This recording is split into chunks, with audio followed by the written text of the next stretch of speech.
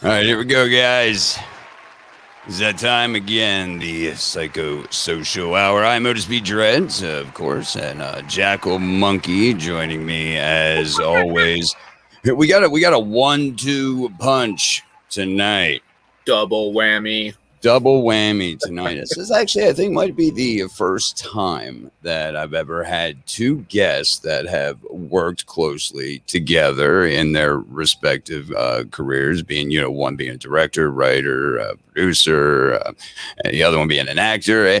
This is, I think, the first time. So I'm a little nervous, but, we've been talking to them, and I think this is going to be a pretty wild show. I don't want to waste too much time before we bring them on, but let's throw out some formalities. Of course, Psycho Bunny Death Cult. You can see all of those down there. Psychomanium 13 at pbdctv.com, nightlivingdreads.com. No way. That's where you can catch our audio podcast, which drops every Wednesday. There will be one this week, and of course, Night of Living Dreads is over there at the Scurry Face. Okay, Scurry Face on Facebook. We did a show last night, and Mr. LC Holt on. It was a great time, and I anticipate tonight is not going to be any different. I do want to mention, though, concerning the Saturday and Sunday show that we do, due to my surgery being next Thursday. Or actually Friday, but there won't be any shows next week. And plus, it's 4th of July, so get outside, hang out with your family. Yeah, go enjoy some fireworks. Hey, you don't need to be sitting inside listening to me. Go blow some shit up. You can go blow shit up, right? Speaking of blowing things up before we cause people's heads to explode, maybe I'll get this out of the way. The following video contains explicit language, which may be offensive to some viewers and or inappropriate for children. The content within this video is intended for mature audiences only. Notice I said the audience for mature audiences. That's not saying much about us. That's no, the mature audience. The mature audience. And you also do the tabletop game, the Battle Haven, which is going on a slight hiatus just to get your plate is very full as well as mine. So got that going, man. Like you're saying, that's on hiatus right now. Like I said, been going full steam ahead with Nightmare Ninja Studios, making masks like crazy. So again, if you want a custom mask, I do latex pieces, a lot of hockey masks, Hannibal Lecter masks, burlap masks. So I mean, if you need a mask made, hit me up on Facebook, Nightmare Ninja Studios, and we'll make your nightmares become a reality. There you go. And there you go. And there you go. And there you go. Nightmare Ninja Studios. All right. If that is all we need to do, I think, to get this shindig going, I'm going to bring in one Mr. Joe Castro. How are you, sir? And over there we have Mr. Douglas Epps. How are you guys doing this evening? You're doing great. Great. Thank you for having us on the show. Hey, Jack, well, Otis, good to see you. Doug, it's always good to connect with you, brother. Love you, Joe. Love you. this is going to be fun. Doug seems a little wound up. Are you always like this? It's funny because I watched this meth addict walking down the street today, and he was all dancing and doing everything else, and I'm like, all right, now I get why people think I'm on drugs. Well, oh my goodness. Well, let's just. I'm terrified when I give Doug a piece of sugar or a piece of candy sometimes. Right. Go straight to his head. Let's start with you, Joe. You have, I mean, so many lists of things that you do in the movie industry. Writer, producer, director. Did you do any acting as well? Me and Jack a Monkey were talking about that. Did you ever do any acting, or just from behind the camera? That's an awesome question. Have I ever done any acting? I actually have done some really cool bits in some films. One of my favorite little bits is I actually play the killer's hands in the sequel to Blood Feast, Herschel Gordon Lewis movie. So every time you see a murder happen, I'm actually wearing the murderer's costume, and I'm actually doing all the killing and stabbing and ripping out the guts and scooping out the eyeballs. I'm doing all of that myself. And that was my first kind of like big one. But I did. I played the guy that kills the lead villain in Jeff Leroy's movie.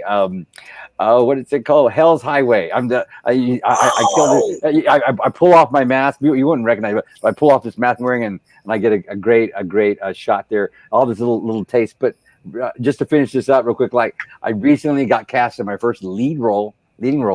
I play a detective, basically just like Law and Order SVU, in a movie called Appetite for Sin that's directed by Matthew Benaha. And I got to have a lead role. It's a professional LA detective, and it was awesome. Yeah. Joe looks amazing, and it's so sharp. This sounds awesome. Yeah, I can't wait to see that. Yeah, it was during the pandemic. We just finished shooting it like less than a month ago, and during the pandemic, my partner Steven Escobar, who is an Emmy award-winning editor, knew that I took some acting classes right before the pandemic hit because we were going to shoot it, but then the film was postponed. But then during the pandemic, we watched like Law and Order SVU just on repeat because he wanted me to learn what makes the show popular, what makes these detectives so entertaining, why do we like to watch these people solve crimes, and I kind of soaked all that in. It's just like watching your favorite horror icon or someone that you want to be like. If you just watch them work, you kind of seem to absorb portions of it. You almost want to imitate. A lot of great writers would turn around and write. One of my favorite writers in the 20th century, that being Hunter S. Thompson. He would write over and over the Great Gatsby because he wanted to learn how great writers wrote, how it felt to do that. Even though he put his own spin on it later, as you said, Joe, he was absorbing it. Now, Doug, you were strictly just acting. You were just an actor. You don't get behind the camera at all, or have you ever aspired to want to do that? It could be fun, but I like going into other people's imaginations and bringing their characters to life. That's the fun part for me. I would be a terrible director. I would be snapping people's heads off, and it would not be pretty. I'd be like setting people on fire, like, you're not going fast enough. Why are you literally setting me on fire? I'm not the stunt man. It just wouldn't be pretty. That's funny. My goodness. Well,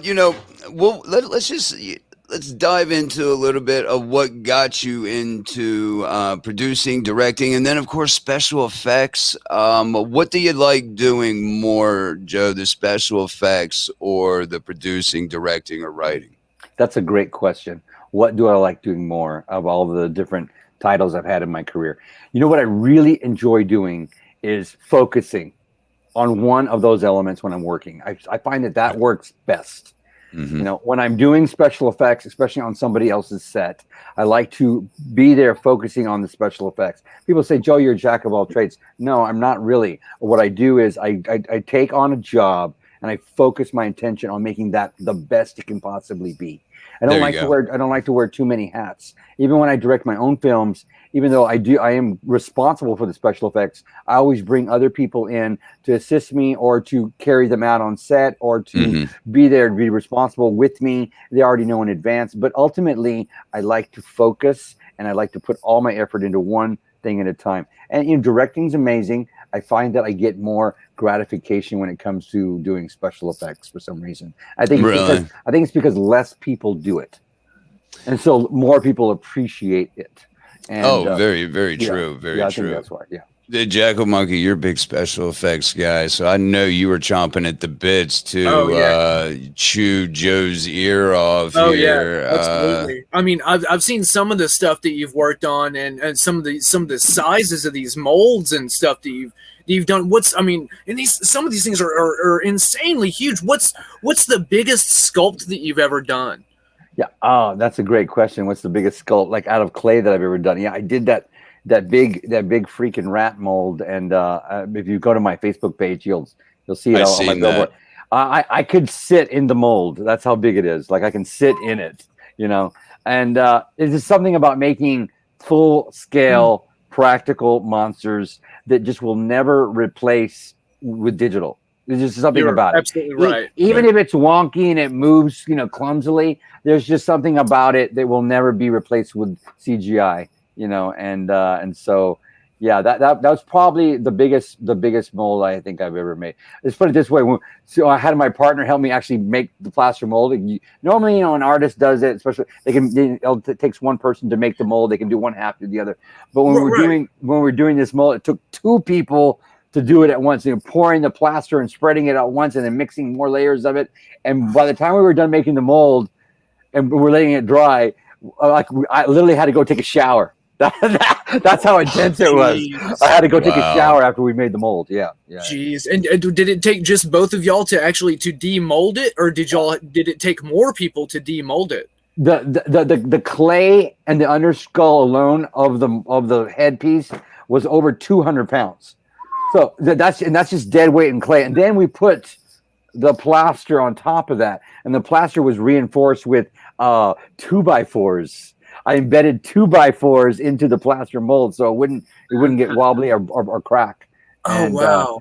Yeah. So it took a small army to lift it and put it on the floor, and then we did digging it out and all that stuff. But yeah, I think we took it to the car. We took it to the car wash to wash it out. We put it in the back of the car, and we took it to the car wash. That's awesome. Yeah, that's so awesome. And so was Bone Hill Road the first project that you two both worked together on? Yes. That's great because I have a lot of little things I want to mention about that. First of all, I want to say that Cohen Anders is my favorite character in Bone Hill Road. If you haven't seen it, it's a 2017 film. You can watch it on Tubi over there. That's where I watched it, and I absolutely love that character, Doug. It doesn't seem like it went far from your normal character. That's the sweetest thing someone's ever said. Yeah, there's a lot of me and Cohen now. Yeah, I did add a lot of my psychosis into him, so I haven't murdered anyone, so there is that. And yeah, you got that going for you. Did you have to? Did you look into? Was there any particular serial killer that you tried to maybe get into the mind of to prepare? Because this guy was not only a serial killer; he's a cannibal. I mean, he is just off. He's got anger issues for one. He is, especially when you're not doing the right thing and you're not acting proper. So was there anybody in mind? No, I was just you just went off with it. I was just trying to do the best I could do. Honestly, until Linnea Quigley was on the plane and leaving, I didn't believe I had the role of Cohen, even though I'd acted for a couple of days up to that point until Linnea Quigley was here and gone. I was like, well, they can't kick me out now. I'm definitely going. I didn't believe I was going until that point. And then I'm like, I'm going. That's so awesome. At any time. And I'm pretty sure there was at least one person who had my lines memorized better than I did. So, yeah. Well, you did an absolute awesome job. I couldn't imagine anyone else playing Cohen Anders than you. Yeah, I can imagine Brad Pitt playing it. I would like to see a remake done because we remake everything nowadays. So let's get a high budget remake done with Brad Pitt as Cohen.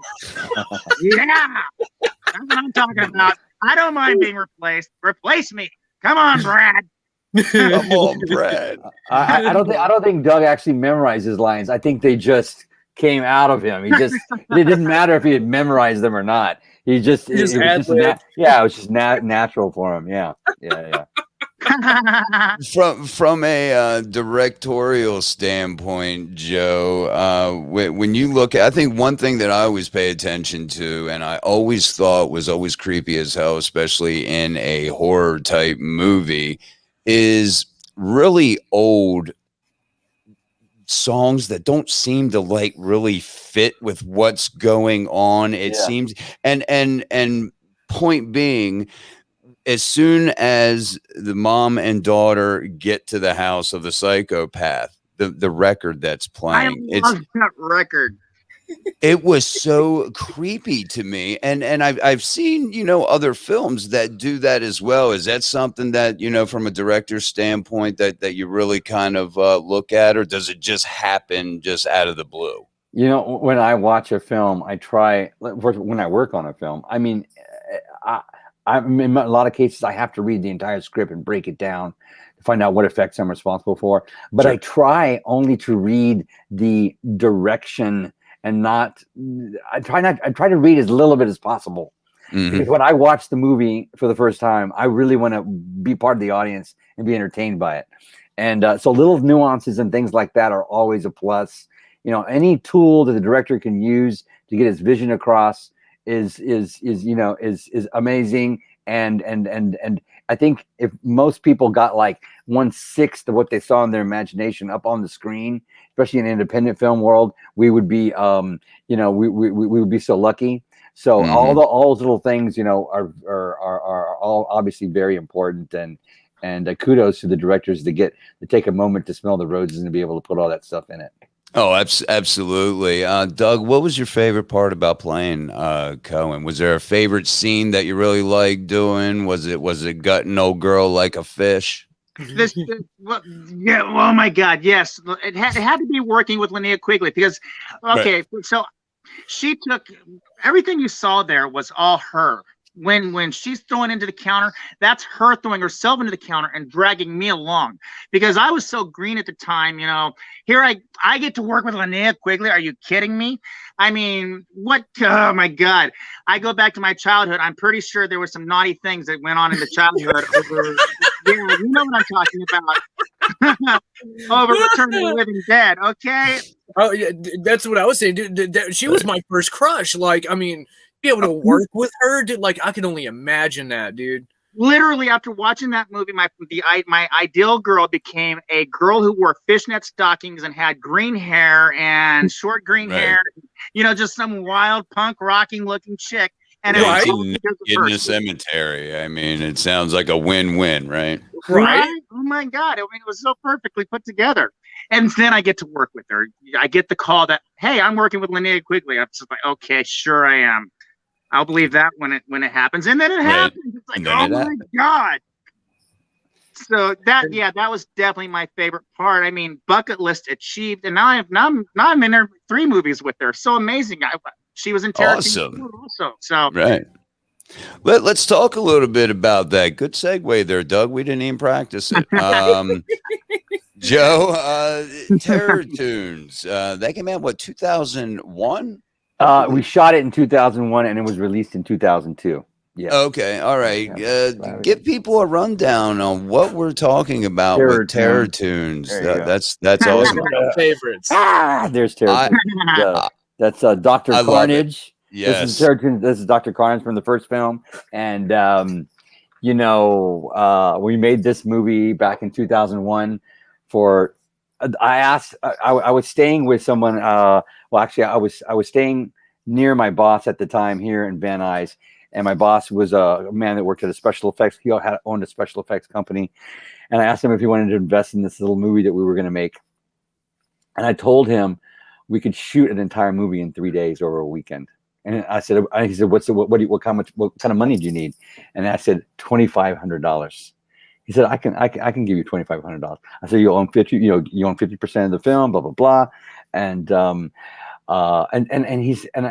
reason why I had this idea to shoot it over the weekend was because I worked on this other movie that was shot in Austin, Texas, a couple of years before with my partner, Steven, and it was directed by a man named Kelly Green. And he made a movie about the making of an independent movie that was done back in the 1950s, 50s, 60s sci-fi black and white movie. And back in the day, they used to shoot feature films in 3 days. They used to shoot these like cheesy movies. And so this was about the making of, and I was like, well, if they can do it, why can't we do it? And then I realized Dave Dakota, another very well-known director, he started shooting movies when he first started in 3 days. In fact, he shot this movie called Nightmare Sisters, which stars Brinke Stevens, Linnea Quigley, and what's her name? I forget her name. Anyways, these three girls, the Nightmare Sisters. Now I'm gonna freak out. I don't remember the third girl is. Anyways, he shot a movie in 3 days for $5,000 and be shot on 35mm film. Anyways, back to the story. We decided to shoot this movie in 3 days over the weekend. I ended up spending only $2,300. I came in under budget. And we shot the movie in 3 days. My partner, Steven Escobar, edited the film. He taught himself how to use After Effects. This was in the year 2001 when no one knew what After Effects was. He taught himself how to use it. He rented the program from Adobe, taught himself how to use it, put the film together, and it was an instant cult hit. It was in every Blockbuster America. It was like 4 VHS, 4 DVD, and Walmart, Kmart, Best Buy, all the big retailers had it at the time. And I was able to literally write a check to my executive producer for $17,000 and hand it to him 2 weeks after it was released. And he said, "This will do. Thank you, Joe. You can have the movie." He just gave it to me after that. "This will do." And those are different times these days, but sure. Much different times, but that was how Terror Tunes began, and then from then on it was it was just cursed. I was gonna say, I mean, you have Terror Tunes 2, Terror Tunes 3. We shot Terror Tunes 2 in 7 days for $13,000, and then we shot Terror Tunes 3. It took me literally shot a portion of it in 2009. It wasn't released until 2016. It took us years to put that film together. And, it was a big, huge undertaking. Herschel Gordon Lewis is the star of the film. You got a chance to see it before he passed away. That's awesome. It has an amazing, it's like a 75-minute special effects shot. Like literally every shot in the film is a special effect. And then, of course, it brings us to Terror Tunes 4, which actually a portion of it was shot in 2012. And Linnea Quigley, Brinke Stevens, Debbie Rochon, Billy Butler are in the film, along with who else? I mean, there's so many stars are in it. And, of course, Douglas Epps is now in it. And Douglas comes in and he gets to play the new 2021 version of Dr. Carnage, the lead villain in the film.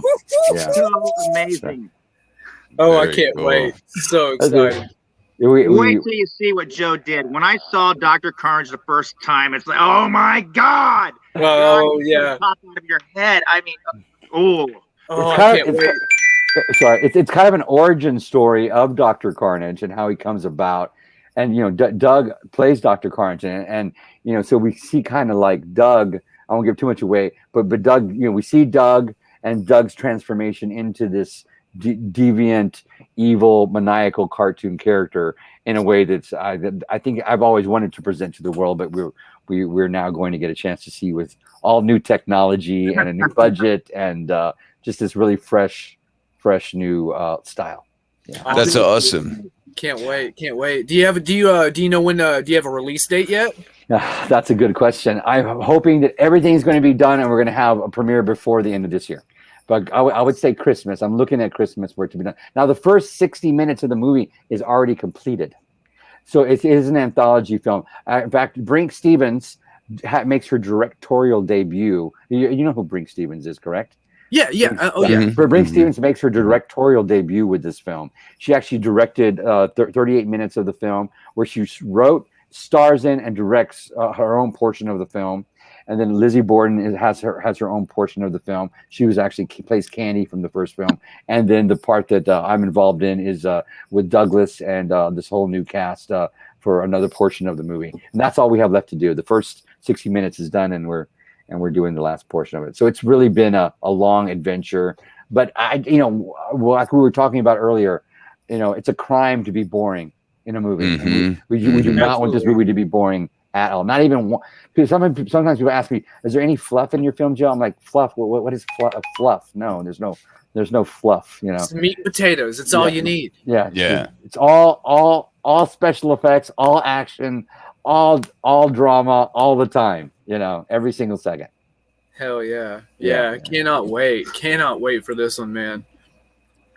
So that's also, and we were talking about, some people say, oh, well, that was a cheesy movie. I didn't like it. And we were talking before we went on, live, and you countered that, Joe, with, but, did it hold your attention, or was it a boring, cheesy movie? Cheesy. There's a lot of our listeners, viewers, a lot of us over there, the Night Living Dreads, the Facebook group. We love the B movies, the cheese. Of course, every once in a while, but that's where all the creativity is, I think, is independent cheese.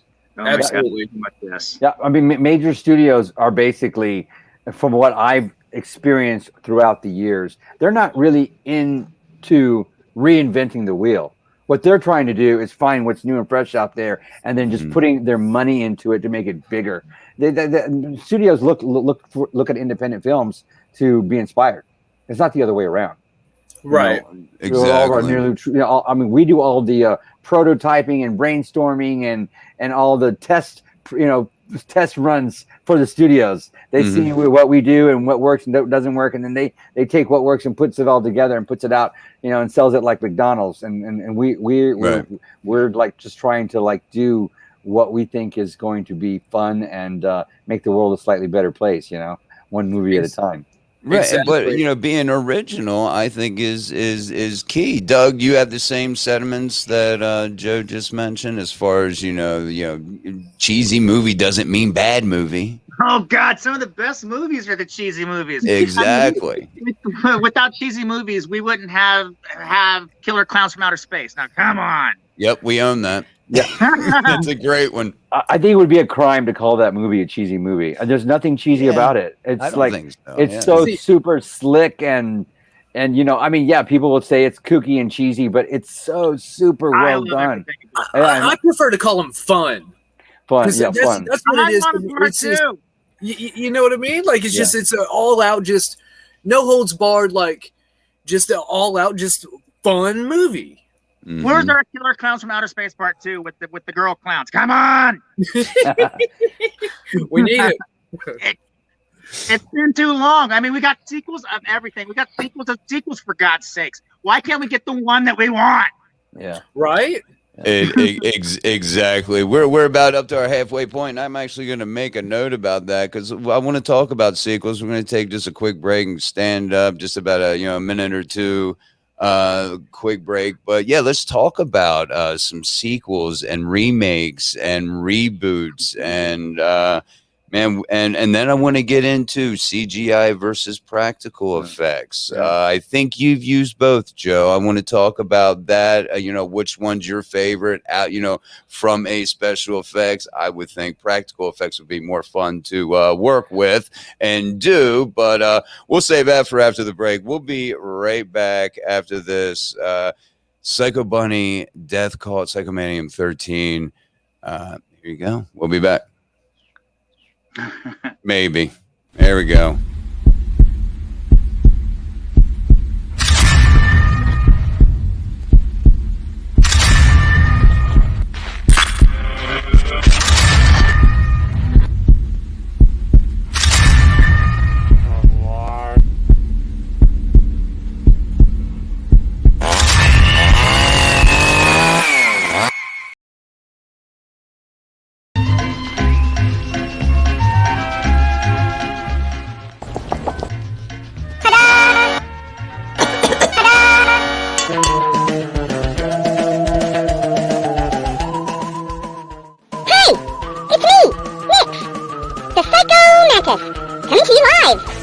from Psycho 13. Join us here throughout the week for all things in audio, visual, and literary content. You can also find us on the World Wide Web at psychomantium13.com. Join Psychomantium 13 and enter the weird. All right, we're back. We're entering the weird. And I think that's right up Doug's alley. I can already tell that the weird is where he calls home, and I dig it. I think we all do to a certain extent. Oh yeah. So, yeah, let's talk about, some of the remakes, reboots. There's nothing wrong with making a remake, or trying to put a director to try to put their own spin on, or new spin on, an old classic. There have been some. This question would be for both of you. We can start with whoever. But has there been any? See, here lately we've seen, Chucky. The new Chucky's come out. The new Child's Play. Okay, well, just hold that in your little nuggets there for a minute. And I hear they're coming about with Christine. They're talking about redoing Christine. Have you guys seen any remakes or reboots that you really like, done well from any standpoint, directing or acting? You want to go first, Doug? I'll go. You go right ahead. I got to think of it. It's such a taboo subject, It is. That's why it's brought up here. Yeah. Well, I mean, I personally loved the remake of the Texas Chainsaw Massacre and Friday the 13th. Hell yeah. I loved them both. And of course, Friday the 13th, the killer cut, which is, I think, an extra 25 minutes that has all the gore intact. Mm-hmm. And I remember I was like down and out and just like not feeling it when the movie came out. I think it was 2009, I think. Yeah, 2009. Mm-hmm. Right. Mm-hmm. And then when it came out on DVD and they released the killer cut, is when I actually saw it. And I think they were playing it on cable, and I hadn't seen it in the theater. And my partner said, "Why don't you?" Another friend of mine said, "You need to watch the Killer Cut, Joe. You need to watch the Killer Cut." And so I did, and probably my all-time favorite remake film of all time. And I just love how brutal. It's just so brutal, and just so he was so evil. He was what I pictured Michael Myers always being. How they say it's evil behind those eyes. That's what Jason was in that film, especially like the shot where he shoots the girl on the top of the head with the spear gun. Right.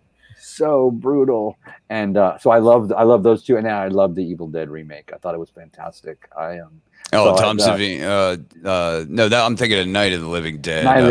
Tom Savini directed that one. I believe that one. That was really good. I enjoyed that one. Yeah, I saw that in the theater, and I thought that was a lot of fun as well. But as far as like being like visceral and brutal and phenomenal, I think that like the color remake of Night of the Living Dead, it's like a standalone film. I don't know. It's kind of completely different from the first one. So yeah, I mean, I love that one, but. Yeah, the Evil Dead, I think the effects, the acting, and I just thought he did a fantastic job. I mean, it was raining blood. I mean, I know. Come on. The chainsaw, yeah, they did everything. I mean, even the demons themselves. I mean, even the remake of was it Night of the Demons? Night of the Demons? Didn't they do a remake of Night of the Demons? Mm-hmm. I think so. Yeah, I think Kevin did it. He was involved in that too. He directed the remake, didn't he? Oh, I don't know. I don't know. He was involved in some way. Anyways, I thought that was great too. Yeah. I was recently scrolling through Facebook today, and they were trashing some film, and that I loved, and I just decided to say I love this movie, and this is why. And and of course, everybody that loved it liked my comment because, somewhere on this planet, someone loves a movie that I hate. Sure. And somewhere on this planet, someone worships a movie that you wish would never have been made. And that's just the way it is. Movies are neither good or bad. right or wrong. They either entertain the person who is watching them, or they do not. Or they don't. And Doug, I'll give you just another minute to think, okay? Because I want to make this. I think what a lot of people do is they go into a remake, and they're not. I don't think you can go into a remake or a reboot of an older movie and compare it 100% to the original. And I think that's where a lot of people get a little misconstrued. Just watch it for what it is. And then if there's points or things about the movie that it didn't resonate with you, then fine, because that's gonna happen. Doug, what kind of remakes do you like? Do you have a favorite? Any of the ones that Joe mentioned? Well, I don't hate any movies. I can find something to like in just about any movie that I watch. Yeah, right. So I like original ideas. So a lot of times, sometimes the remakes are just a little bit skewed, just a little bit too close to that original idea, and it's like, where's the original idea at all? I mean, at least put some of your own ideas, your own thoughts into it, and don't just remake the entire thing verbatim. Exactly. So yeah, I'm behind remakes, and like I said earlier, I would like to see Bone Hill Road remade with Brad Pitt as Cohen Anders. So I just want to throw that into the universe. What about part 2? What about Bone Hill Road 2? Part 2, I'm down for that one. Well, Cohen's dead, so. Hey, so we don't know. We didn't really see. Yeah, we didn't really see his demise, though, did we? And we don't know if he maybe something bit him and gave him some werewolf blood, or healed, and I would love to see Cohen come back as a werewolf. A coven of werewolf witches grab him and use him to try to figure out what's going on, and he's reincarnated. And I don't know. I'm just throwing that out. I think it'd be fun to cross Dreaming Purple Neon, Clownado, and Bone Hill Road, and you could do it in a way where all of those movies just streamline into one big finale. And I think it'd be awesome. It would be so much fun. It'd be like the Marvel Cinematic Universe of Todd Sheets films. Exactly. You could bring the clowns back from hell, a couple of them. You could have the Demon Queen, because there's that whole unresolved thing where this Demon Queen in Todd's shared universe has a freaking city under her control, and it's not really brought up in other movies. Like, hey, this crazy Demon Queen bitch has an entire city under her control. What are we gonna do about it? And I think it'd be fun to do this real big movie that just ties in all of this stuff together into one crazy thing. Bring Cohen back as a werewolf, and yeah, I think it could be really, really fun. So I'm 100% down for that. I would love to see Cohen come back as a werewolf. And speaking of werewolf, I thought I think it was Lucy did the whole transformation into a werewolf. Now, I know you directed this, so you didn't do the special effects, although you may have helped a little bit. I mean, how much did you have input on the whole transformation scene? Well, I did what Todd hired me to do the transformation. Oh, okay, gotcha. Yeah, gotcha. And I didn't. What happened was Todd called me up, and he had already shot the entire body of the film basically, and he said, I want to do something really special for the female transformation, and we have some bits and pieces that we've shot, but I'm hoping that we could get you to do something a little special, something really classic, from the 80s that we all love. And I said, yeah, we can do that. And so he asked me if he could come out and shoot. We literally shot it the movie was shot in Kansas City, but we shot the transformation in my garage in LA. And yeah, most people don't know that. And that's awesome. Todd put Dylan and Antoine on a plane, and they flew over here, and they came over to the studio, and we spent a whole evening just shooting Dylan's transformation. And I had made I found one of my friends with similar build, and so I made a mold of my friend's hand and my friend's foot for the transformation, and then I had a female face that I used to do the protruding snout, and we did some other stuff. I did some bladders underneath her face, and it's back to the whole classic werewolf transformation from skin the 80s. bubbling. Yeah, exactly. And we just went all out with it, and that's how that happened. And then oh, by the way, Then ahead. Joe did the other guy, and that's when I that's got how we to met. meet Joe. Yeah. I got to meet. I guess they had basically the entire movie completed, but Todd had a new a trick ending he wanted to add into the film. So we had the premiere of Bone Hill Road in Hollywood, a screening of it, where I got to meet Doug, and Doug came over to the house and over to the studio, and we shot David's werewolf transformation for the end of the film, and that's when I got to start talking with Doug, and I'd already seen Doug's performance in the film, and I'm like, I want to work with this guy. I want to work with him, and I knew that we had to finish up Terror Toons 4. And I'm like, we need some new, fresh face, some sick, twisted person to play Dr. Carnage, and and that's how that all came around. Yeah. I'm sorry. Go ahead, Doug. I'm sorry. Watching Joe was just amazing. Watching his happiness, it's just infectious. Watching him work, he's just so happy, and it just rolls off on everybody. It's just fun to watch. It's fun. It is fun to watch you work, Joe Castro. Well, I will throw that out there. I love watching you work. And it's the same with Doug. Like Doug, when he gets it, it's like a one-take wonder. You know what I mean? He's gonna do it, and it's just like, I don't need another take. Let's move on. And that's the magic of working with Doug. He brings to the table. He puts in front of your camera something that only Doug can do. There are people that can act, and people act amazing, but Doug's performances are truly original. What he does for your film is something you can only get when Doug is acting in front of your camera. And I'm always a big cheerleader for Doug. Like, I want to see more of Doug in bigger films. I want to see more of Doug in other roles. And I'm always looking for Doug's character in the films he's in. Like, why isn't he getting more screen time? Why doesn't he have more lines? Every time he shows up in front of the camera, your eyes are peeled to what he's doing. You want to know what's going on with him. He is a major selling point in the movies he's in.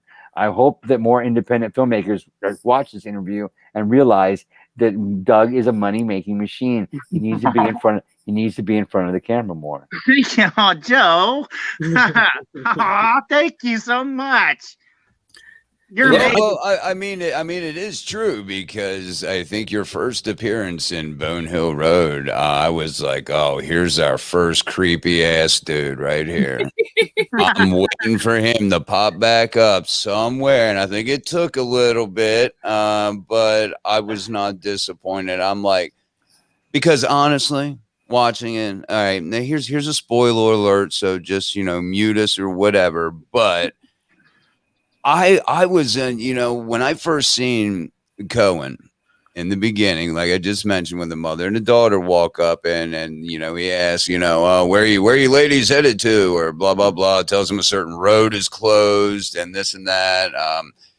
I'm thinking, okay, because you can just look at Cohen, that character, and realize this isn't just a one and done here. He's going to be back. But I was thinking he was going to be like one of the ones that maybe helped save the day, for the two, women in distress. And I couldn't have been further from the damn truth. Right? Cohen was the hero. He was trying to help those ladies, trying to give those ladies a delicious dinner. And what happens? That mother and daughter don't follow his instructions. No. They wind up at his door. They bust in, interrupting his dinner with his nice friends, and they bring those flea-bitten mutts. And chaos ensues. They ruined everything. Ruined everything. And we be a hero, and it was just. And we have to give a shout out to Todd Sheets for bringing us together, and and everything that he does to make this world a better place with his films, and for introducing me to Douglas, and for inviting us to be a part of the project. Yeah. Hell yeah, absolutely. That's what I tell everybody. Like, if you haven't seen any of Todd Sheets' films, go watch them now. Every one of them are absolutely badass. He's filmmakers. Final Caller is going to be one of our next big ones. It's getting ready to be released, and I'm the lead in that. One of the leads. I play a radio DJ. So you can find the trailer on YouTube for that one. So that's fun. Awesome. And Dylan is in that one with you as well, right? She has a really good, she has this really good scene. There's this one scene where she's looking through a window, and it's just this iconic horror movie scene. It's just a perfect shot. I mean, it just sums up the movie with her just looking through there. It's just, it's just sometimes it can be that one shot that's just sums up the movie. And Joe, Joe, I wanted to bring this up real quick because I wanted to make sure I didn't leave this out. And I'm taking this from your IMDb page. In 2011, you released a multi-award-winning film, The Summer of Massacre, which won the Guinness Book of World Records for highest body count in a slasher film with 155 kills. How many gallons of fake blood did that take? Wow, that's a great question. Yeah, in 2011, my partner Steven Escobar and I produced, wrote, and directed this movie called The Summer of Massacre. And it is a whole summer of massacre. And, when we started talking about doing the film in 2009. In 2009, I got this idea. It's like, I want to set a Guinness Book of World Record. What can we do? And it was like the highest body count. We hadn't even talked to the Guinness Book of World Record about it, but we decided to go ahead and just make this bloody movie. And a lot of the movie was shot practically, but from 2009, the fall of 2009 to the summer of 2010, I actually went to CGI school here in Burbank, California at Video Symphony. So I was shooting the movie, and the movie's an anthology film with 4 stories and with wraparounds. And we were shooting the movie in spurts, and I was going to school. I was going to college at the time. So it was a 4-year college in 11 months. So wow. I was learning these different programs, and I was doing my classwork on the film. So a lot of the classwork was like, I was learning how to do stuff, and I was doing stuff like there's like this shot where these firefighters are putting out fire in the woods. I didn't have a shot of actual fire, so I did my best using motion graphics and CGI that I knew in my first year of learning to make these shots. The movie is a lot bigger than I was capable of actually doing with CGI. So what I did was I made it very stylized. It's like a very stylized horror film. And but yeah, there's a lot of kills in it, and it has this nice kind of stylized look to it. If you can put aside all that you think you know and love about CGI and watch the film with fresh eyes and know nothing about it and realize that it's a very stylized film with both practical and a lot of CGI, you'll love it. And it won many, I think it won like 36 awards that year, and like big awards, not like little awards like in like little like Friends film festivals. It won like the Mexico film festival for all of Mexico the year it was released, and many big film festivals loved it because it was kind of something that had never been done before. And we watch it like that's never been done before. 155 kills in a 98-minute movie is more than a kill a minute. Right. Yeah, I mean that is so impressive. I mean, yeah, I think there's a saying in like a good sitcom will have a laugh like every 30 seconds. There would be a joke there just the whole every time you turn around, someone's getting whacked. Kill. The first 25 minutes of the movie, there are like, I don't know how many, there's like a kill like every 20 seconds, every 20 or 25 seconds. And it's just pure awesomeness. And the movie also has a lot of nudity in it, both male and female. So like when it was released in 2012, I think is when it actually came out in 2012. It was literally the most pirated movie on YouTube for 2 months. From the day it was released, we could not get it down. As soon as it would go down, it would go up like that day. It was me, my partner Steven, and the distributor. They were constantly filing for it to be taken down every single day. And yeah. And like you were saying, like talking about, going into it with without any kind of preconceived notions about, CGI or anything like that. I am one of those ones where I constantly usually I don't like CGI. Like I said, I think there's a lot of films overuse it and everything, but the way that you used it in the Summer of Massacre, you absolutely nailed it. Thank you. It is brilliant. It is brutal. I love everything about that movie. It's one of my favorite ones, actually. So I appreciate you saying that, Jack. It means a lot to have you say that. I think that, I mean, like the stuff that I was doing in it is like bad CGI to today's Adult Swim. And if you like Adult Swim, you will love this movie. But back in 2009, it was considered bad, cheap CGI. But if you look at it now, like what happened was I was in school, and there was a shot where this crippled person in a wheelchair, I'm not going to give away what it was, goes over a cliff, and I wasn't able to actually haul a body up to a cliff and push it off. So I did a little CGI. I took them. I got a hill, and I took the person in the wheelchair, and I made it go off the cliff with CGI, and it worked so well. I'm like, why don't I try doing a shot where we're actually looking at the person's face as they're going down the cliff, and like making the background go like that. And I did that. I went, well, I mean, it's cheesy, but it's so fun. Maybe I could do a shot of this person hitting the ground.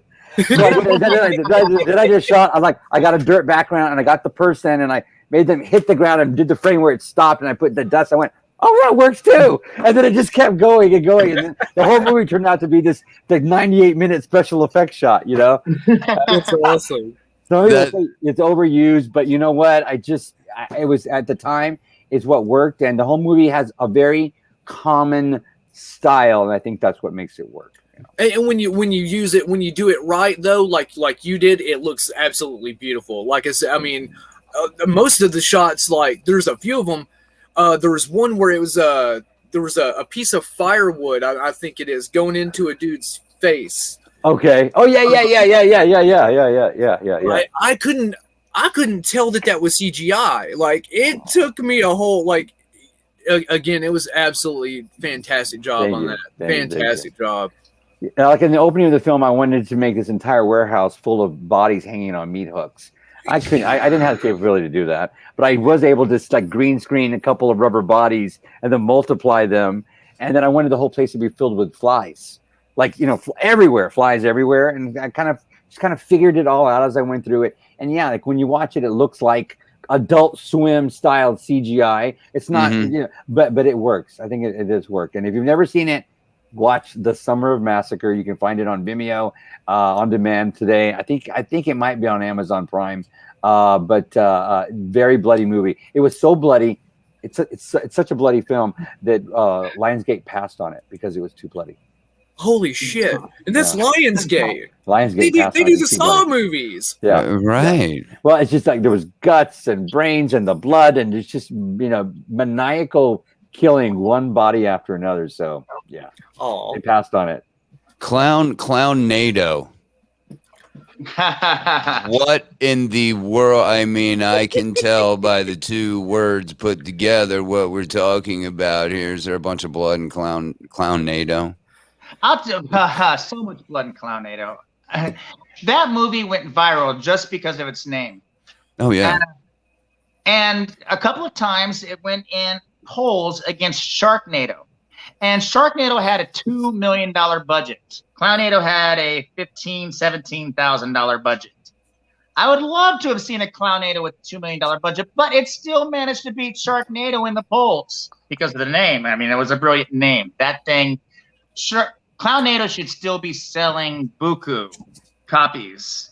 I have not yet seen that. I didn't even know this movie even existed. I mean, I knew about Sharknado and all of these zombie tidal waves. I think there's one out there with like a zombie tidal wave or something. Yeah. But I'm definitely gonna check that out. Here's another one. Have you guys heard of Llamageddon? Yes, I have heard of it. Yes, I've got to see it. How is it? Have you seen it? I have seen it, and I think the story behind it is it was actually made by some film students at Ohio State University. This is where I'm based out of Ohio, so there was I guess some film students got together and decided to make this movie. It is all the cheese you could want and more. Sounds awesome. And I heard they were going to do another one called Alpacalypse. I thought that Clownado needed a part 2, Clownami, and then Clownacane for part 3. I love it. Love But it. I guess It this, would have sold itself. I guess Oh, this question absolutely. would be for you, Doug. Natalie wants to know how many clowns can fit into a tornado. Oh, well, I A mean, lot.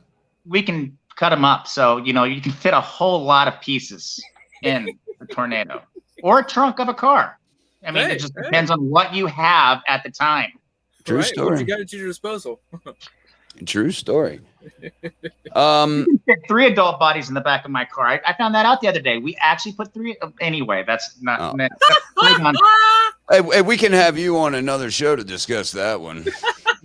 Discuss what one? I don't know what you're talking about. Oh yeah, me neither. I got sudden amnesia too. I didn't do anything. We got about 3-4 minutes left. I wanted to wrap this up. Thank you guys so much. Where can people check you out? I think you had mentioned just mainly your Facebook page is where you can find out a lot of info as far as new projects coming. Because looking at your IMDb, Joe, it appears as if you don't. I'm surprised you even have time. I don't know how updated those sites are, but it seems like there's a lot of post-production, pre-production, filming, all going on at the same time. So where can people get a heads up on the projects you're working on? A great question. If you want to learn more about what's going on in my world, please reach me at facebook.com/joe.castro. Send me a friend request, but more importantly, send me a direct message if you want to talk with me, if you want to work with me. I'm easy to work with. Let's start a conversation and let's make some movies. My Insta is Joe_Castro_director. And, all my posts are public. So if you want to take a look at all my work, my life is an open book. You can see all my special effects stuff. If there's something specific you need to talk about, let me know. I'm sure I've already done it, and I can send you an example of it.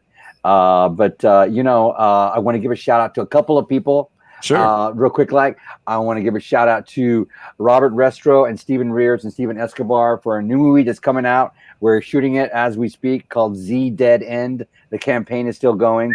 We also have Shane Bradford and the people in West Texas that are making Country Club Home of the Slaughter Q, which will be coming out soon. It's also being produced by George C. Romero and co-directed by Joshua Poole. And then we have a new movie that I'm working on right now as we speak. In fact, once this camera's turned off, I'm walking out to the studio. It's called The Beast Comes at Midnight. And it's being produced and directed by a team in Florida and Tampa. And it's Ed Ed's going to kill me. Ed McKeever and Todd Oifer, and a gentleman named Robert who's directing it. And, it's going to be really exciting. It's a werewolf film. So if you like werewolf movies, it's Absolutely. A werewolf film.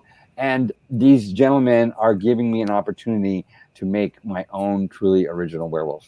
They finally said, Joe, give me your werewolf. Amazing. So this all just went down a week ago. And the plane tickets have been bought and the materials have been bought. And I'm going out to the studio to make my own first original werewolf. Yeah. That's so exciting. Awesome. Yes, that is awesome, Joe. Congrats on that. We all look forward to that. Doug, what do you have coming up in the future? Where can people check out some projects you're going to be working on? Well, we have a big Amazon thing that we're finishing up now, but I'm not sure when that's going to be released. Final Caller should be getting released next summer. Check out the Bone Hill Road comic book if you get a chance. Check out Xenophobia. That's one of Joe's movies that I don't think we talked about here. An amazing alien invasion anthology, the first of its kind. Got to check that out. I'm in that one. Joe made me a burn victim. He let me know I survived, so I don't know what he's got planned there. Anyway. Terror Tunes 4 coming out. Very excited about that. 4. Oh, my God. The special effects are amazing. 4. Yeah. Terror Tunes 4 is going to be a big deal. What did I say? Cannot wait. That's awesome. It's going to be an amazing time. Well, we definitely look forward to all of your guys' upcoming projects, and I know the Summer of Massacre. Yeah. If you've never seen the Summer of Massacre, watch, and you love slasher movies, yeah, watch it tonight. Just go rent it and watch it tonight. I'm gonna watch it tonight while eating dinner. Go watch the trailer first on YouTube, and then watch the film. If you don't like the trailer, you don't have to watch the film. But I bet you the trailer will get you. Oh yeah. Oh, you've already got me with the 155 kills in the Guinness Book of World Records. Holder. Yeah, you got me there. Again, thank you, Doug. Thank you, Joe, for your time. I'm just gonna have you sit in the backstage just for a moment till we sign off. I want to say goodbye to you guys off camera, off the show. So I want to say. Sure. We appreciate you both, gentlemen. We appreciate the amazing things you do for our genre and for the independent film world. You are an integral and very important part of what we do. Thank you so much. Thank you, we sir. Love you both. Thank you. Thank you very much. Joe Castro and Mr. Doug Epps. What a great, fun show. Two amazing guys to talk to. Absolutely. You were right, man. I do.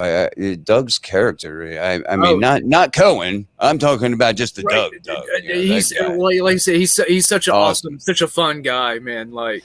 Awesome. I want to thank everyone who has joined us in the chat. Of course, like this, most of our videos here lately, at least with guests, I'm going to get it up there on YouTube. And of course, I will drop that link when that happens. Jaggle Monkey, thank you, sir, for your time. And with that, we will bid you guys. We'll see you probably in 2 weeks. Next weekend, I'll be getting the disc replacement surgery. So next weekend is going to be a no-go, as I mentioned in the beginning of the show. Get your asses outside, enjoy the family. Have a good 4th of July weekend next weekend, and we will see you guys very, very soon. Have a pleasant Sunday. Talk to you soon. Be safe. This is Mr. Applewhite speaking. There is nothing wrong with your device. Join me here on Psycho Bunny DC. A delightfully dreadful consternation of horror content. Turn heads